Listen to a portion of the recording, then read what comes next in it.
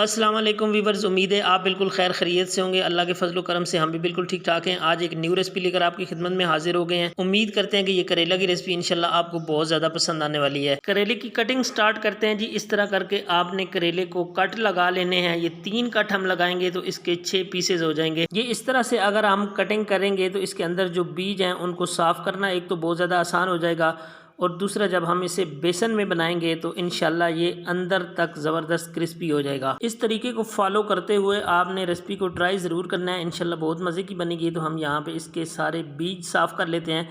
ये इसके देखें छोटे छोटे पीस हो गए हैं, तो अब इनसे बीज उतारना बहुत ज़्यादा आसान है। बीज वैसे नरम है, लेकिन अगर थोड़ी सख्त भी हों तब भी आप इसको बड़ी आसानी से बीजों को रिमूव कर सकते हैं अंदर से। जब आप इसके बीज उतार रहे हो तो अंदर तक आपने इस तरह खोल के देखना है। इसमें यहाँ पे जो भी थोड़े बहुत बीज बचे होंगे उनको भी आपने अच्छी तरह साफ़ कर देना है। यहाँ पे हम सारे करेलों को इसी तरीके से साफ़ करेंगे, कट लगाएंगे और फिर इनके बीज रिमूव कर देंगे। इसी तरीके को फॉलो करते हुए आप देख सकते हैं इस तरह करके आपने करेले को कट भी कर लेना है और साफ़ भी कर लेना है। तो ये बहुत प्यारे लच्छे तैयार हो गए हैं। यहाँ पे सारे करेलों की कटिंग हो चुकी है जी। अब हम करेले की कोटिंग तैयार कर लेते हैं। इसके लिए 1.5 कप हम यहाँ पे बेसन का ले रहे हैं। करेलों के हिसाब से कम ज़्यादा भी रख सकते हैं। 1.5 चम्मच इसमें कुटी हुई लाल मिर्च हम शामिल कर रहे हैं। हल्दी पाउडर इसमें ½ टीस्पून हमने शामिल किया है। धनिया पाउडर 1 टीस्पून आपने इसके अंदर डाल देना है। नमक 1 टीस्पून हमने इसके अंदर शामिल कर दिया। आपने अपने टेस्ट के अकॉर्डिंग इसको चेक कर लेना है। ज़ीरा हमने 1 चम्मच इसके अंदर डाल दिया है। पानी का 1 कप डाल के बेसिकली आपने इसको घोलना शुरू करना है। पानी इसमें थोड़ा सा और भी जाएगा, लेकिन इस वक्त आपने 1 ही कप डाल के अच्छी तरह इसको मिक्स कर लेना है ताकि एक घोल सा तैयार हो जाए और सारे मसाले इसके अंदर अच्छी तरह मिक्स हो जाएं।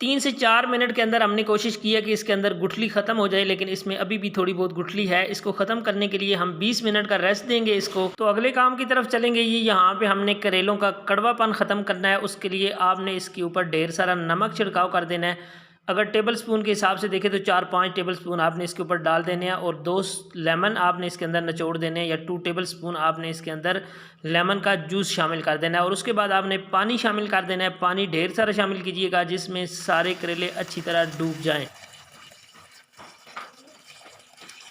पानी शामिल करने के साथ आपने हाथों की मदद से इनको एक दफ़ा इसके अंदर अच्छी तरह डबो देना है। इस तरीके से अगर आप करेले के कड़वेपन को दूर करेंगे तो इंशाल्लाह ये बहुत ज़बरदस्त तरीके से आपके करेले मीठे हो जाएंगे। अब हमने पानी में डबोने के बाद इसको रेस्ट देना है। तकरीबन 30 मिनट के लिए रेस्ट पे छोड़ देते हैं। कोटिंग को छोड़े हुए आधा घंटा हो गया था। अब आप चेक कर सकते हैं इसकी स्मूथनेस, इसमें किसी तरह की भी कोई गुठली नहीं है। तो अब हम इसमें करेले डिप कर लेते हैं। करेले भी हमने धो के साफ सुथरे कर लिए हैं। इस तरह करके आपने बड़ी ही आसानी के साथ इसको इसके अंदर डिप कर लेना है, तो ये सारा इसके अंदर ऊपर कोट हो जाएगा। दूसरी तरफ ऑयल हमारा गर्म हो चुका है, इसके अंदर आपने शामिल कर देने हैं। लेकिन एक बात याद रखिएगा कि आपने ठंडे ऑयल में इसको बिल्कुल भी नहीं डालना। जब आप इसको इसके अंदर डालें तो आप देख सकते हैं इस तरह से बुलबुले उठने चाहिए। तो जहाँ पे जितनी गुंजाइश है उसके हिसाब से आपने इनको रख देना है और इसको फ्राई होने के लिए छोड़ देना है। फौरन से आपने पलटना नहीं है। एक तरफ से फ्राई होते हुए 4 मिनट गुजर चुके हैं, तो इनको हम पलट लेते हैं। ये ऊपर जो इसकी डंडी हमने छोड़ी है ना, ये इसलिए बड़ी आसानी है कि आपको पलटने में आप आराम से पकड़ें और इसको पलट दें। ये देख सकते हैं आप कितनी आसानी से पलटे जा रहे हैं। और दूसरी तरफ से जो इनका कलर आ रहा है माशाल्लाह से ज़बरदस्त कलर आ रहा है। तो इस तरह करके हमने इनको 1 बाय 1 पलट लेना है ताकि दोनों तरफ से एक जैसे फ्राई हो जाएं। दोनों तरफ से हमने इनको 4-4 मिनट के लिए फ्राई किया जी। आप देख सकते हैं कोटिंग इनकी ज़बरदस्त ऊपर चिपकी हुई है, बिल्कुल भी नहीं उतरी। और इनका कलर आप जितना डार्क करना चाहते हैं उतना डार्क कर सकते हैं। दोनों तरफ से आप रख के इसको पकाइएगा। एक तरफ से अगर पके होंगे दूसरी तरफ से कच्चे रह जाएंगे तो भी मज़ा नहीं आएगा। और इस तरह अगर आप फ्राई करेंगे, एक तो बेसन का ऊपर आपको ज़बरदस्त टेस्ट आएगा, और दूसरा जो आपने इनको फ्राई किया हुआ करेलों को उससे इनका कड़वापन ख़त्म होकर इनके अंदर फ्लेवर शामिल हो जाएगा। यहाँ पे 1 बाय 1 हम इनको निकाल लेते हैं। कलर मैंने आपको पहले बता दिया कि आपने अपने हिसाब से डार्क करना है। यहाँ पे एक ज़रूरी बात मैं आपको याद दहानी करवा देता हूँ कि अगर आपने हमारे चैनल को अभी तक सब्सक्राइब नहीं किया तो प्लीज़ चैनल को सब्सक्राइब कर लें और साथ में लगे हुए बेल के आइकन को ज़रूर प्रेस कर लिया करें ताकि तमाम आने वाली अपडेट्स आप तक सबसे पहले पहुँच सकें। और अगर वीडियो आपको पसंद आ रही है तो आपने वीडियो को लाइक कर देना है और अपने दोस्तों के साथ इसको शेयर भी कर देना है। बहुत शुक्रिया। करेले हमारे फ्राई हो चुके हैं जी। अब हमने इनको डिश आउट कर लेना है। यहाँ पे जब आप इसको उठाते हैं तो देखिए इसके अंदर से ना अच्छा खासा तेल निकल रहा है। तो आपने इसको उच्चे की मदद से, चिमटे की मदद से पकड़ के इस तरह ऑयल आपने रिमूव कर लेना है और उसके बाद आपने इस तरह प्लेट में इनको साइड पे कर लेना है। जो हमारे करेले बचे हुए हैं उनको भी हमने जल्दी जल्दी इस तरह करके फ्राई कर लेना है। इनको भी हमने जल्दी से फ्राई कर लिया है तो इनके ऊपर कलर आप देखें माशाल्लाह ज़बरदस्त आ चुका है। इनको भी डिश आउट कर लेते हैं। करेले को बनाने के वैसे तो कई तरीके हैं, लेकिन ये जो तरीका है इससे एक तो जो बिटरनेस हमने शुरू में इसकी ख़त्म की थी लेमन और नमक डाल के, उसमें बहुत हद तक जो करेला होता है वो कड़वापन ख़त्म कर लेता है। और दूसरा जब आप इसको बेसन की कोटिंग कर लेते हैं तो जो फ्लेवर होता है बेसन का, और जब आप इसको फ्राई करते हैं तो इसके अंदर जो क्रिस्पीपन आता है ये दोनों चीज़ों का, तो बहुत ही मज़े का लगता है। तो ये तरीका आपने ज़रूर आजमाना है और मुझे कमेंट्स की सूरत में बताना है। तो चले जी इसके अगले प्रोसेस की तरफ चलते हैं। यहाँ पे हमने वही वाला कुकिंग ऑयल इस्तेमाल किया है जो हमने करेले फ्राई करने के लिए किया था। उसको आपने ज़ाया बिल्कुल भी नहीं करना, बाद में आप किसी भी रेसिपी में यूज़ करते हैं। यहाँ पे 1 कप हमने शामिल किया, उसमें अंदर ढेर सारे प्याज शामिल किए हैं। 1 प्लेट भर के आपने इसके अंदर प्याज डाल लेनी है। 1.5 किलो हमारे पास करेले हैं जिनको हमने फ्राई किया। आपने अपनी क्वांटिटी के हिसाब से कम ज़्यादा प्याज रख सकते हैं, कोई इशू नहीं है। नरम कर लिया जी प्याज़ों को। यहाँ पे आपको इनका थोड़ा सा येलो कलर इसलिए नज़र आ रहा होगा कि उसके अंदर हल्दी शामिल थी, इसलिए। इसके अंदर लहसुन अदरक का पेस्ट आपने 1 चम्मच शामिल कर लेना है और इसके कच्चेपन को दूर करना है। पकाना है इसको 1 से 1.5 मिनट के लिए। इसकी बड़ी प्यारी सी खुशबू उठने लगेगी। जब इसकी बहुत प्यारी सी खुशबू उठने लगे तो उसके बाद आपने इसके अंदर कुछ मसाले शामिल कर देने। यहाँ पे 1 मिनट के लिए हम इसको पकाएंगे। उसके बाद आपने इसके अंदर टमाटर शामिल कर लेने हैं। इसके लिए 2 अदद टमाटर थे खूबसूरत खूबसूरत बड़े साइज़ के, उनका पेस्ट बना के हमने इसके अंदर शामिल कर दिया है। पेस्ट को पकाना है, कच्चेपन को दूर करना है टमाटरों के। इसको पका लेते हैं, उसके बाद आपको बताते हैं आगे क्या करना है।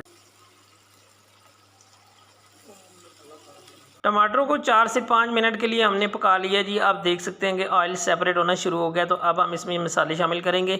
1/2 टी-स्पून मिर्च का पाउडर हमने इसके अंदर शामिल कर दिया है। 1/2 टी-स्पून नमक शामिल कर दिया, आपने अपने टेस्ट के हिसाब से डाल लेना है। हल्दी पाउडर 1/2 टी-स्पून से भी कम आपने इसके अंदर शामिल कर लेनी है। मसाले इसमें बड़े बेसिक से जाएंगे, बस आपने इसको थोड़ा सा मसाला तैयार करना है। जो बेसिक से मसाले हमने शामिल किए हैं इनको अच्छी तरह भून लेना है मसाले को। इसके अंदर कच्चापन नहीं रहना चाहिए, मसाला अच्छे से फ्राई होना चाहिए। मसाला फ्राई हो चुका है। 2 हरी मिर्चें बारीक चॉप करके हमने इसके अंदर शामिल कर दी हैं। 1 से 2 मिनट के लिए इनको पकाना है। हरी मिर्च का फ्लेवर भी आपने मसाले के अंदर शामिल कर लेना है।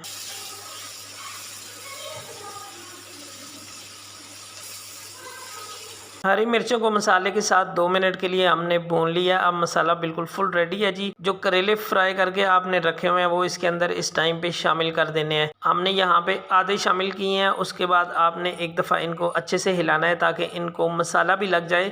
पहले इनकी जो बेसन की कोटिंग है वो तो है ही है, लेकिन जब इनको मसाले में दोबारा आप पकाएंगे तो फिर आपकी ये पाकिस्तानी डिश तैयार होगी।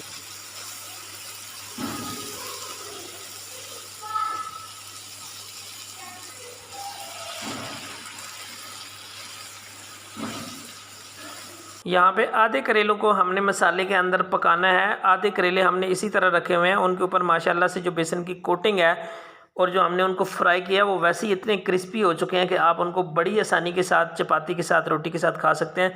तो यहाँ पे हमने इसके ऊपर थोड़ा सा धनिया गार्निश किया और इसको 2 मिनट के लिए कवर लगाएंगे। जस्ट हल्की आंच पे 2 मिनट की हमने इसके कवर लगाया। तो आप देख सकते हैं जी माशाल्लाह से कितनी बेहतरीन हमारी आज की ये डिश बनकर तैयार हुई है। क्रिस्पी करेला फ्राई की ये रेसिपी आपको कैसी लगी है? आज का तरीका हमने आपसे शेयर किया है। अगर वीडियो आपको पसंद आई हो तो आपने वीडियो को लाइक कर देना है, चैनल को सब्सक्राइब कर देना है, अपने फ्रेंड और फैमिली के साथ वीडियो को शेयर लाजमी कीजिएगा।